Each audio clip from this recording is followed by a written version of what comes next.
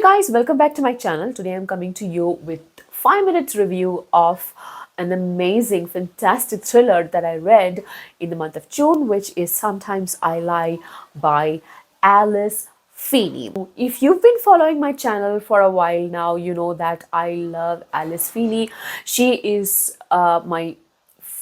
one of my favorite thriller authors, whom I discovered last year. I really loved her Rock, Paper and Scissors and also His and Hers. Both books were just amazing thrillers. For me, a great thriller is a great story which starts off with promising build up, edge of the seat build up, and then just dropping it with an amazing reveal, one or two or more amazing reveals. And that's something that Alice Feeney can do flawlessly in all her books. I listen to all her books on audiobooks till now, but now I'm thinking that because she has turned to be my favorite author now, in the thriller world, I'm thinking of collecting her books, like the physical copy. Coming back to this book, Sometimes I Lie.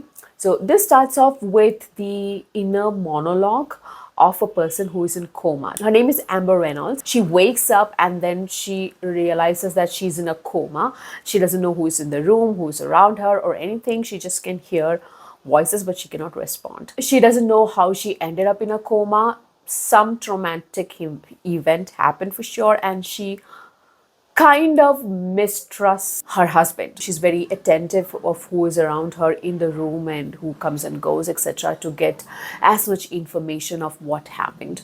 But slowly, eventually, things start to come back to her, and we, along with her, discover what actually transpired.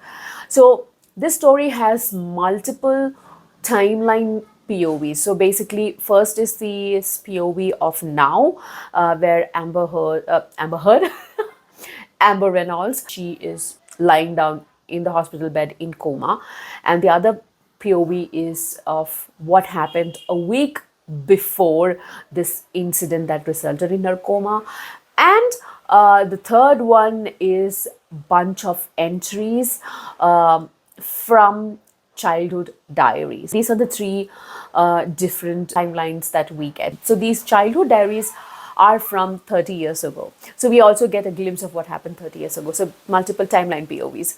That's what I call it. It's so amazing to see the story come together so well at the end, where all these three timelines, just converge and you get the full picture.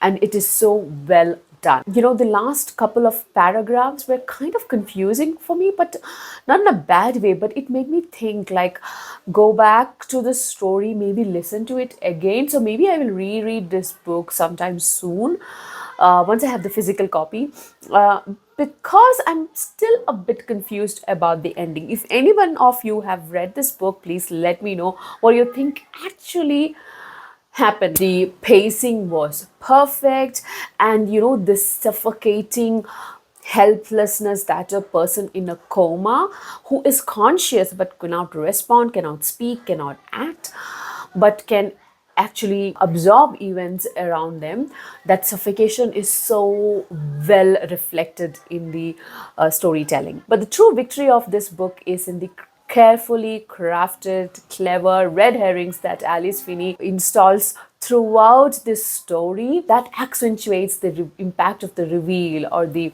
twist in the story. Guys, I'm telling you, if you love mystery thrillers, then Alice Feeney is a person to go. And you can start with her Rock and Paper, Scissors, and then His and Hers, and Sometimes I Lie. I rated all of them 5 stars. Lovers of thriller genre, just go ahead and grab this book. You will enjoy every minute of it. So that was my quick 5 minutes review of Sometimes I Lie by Alice Feeney.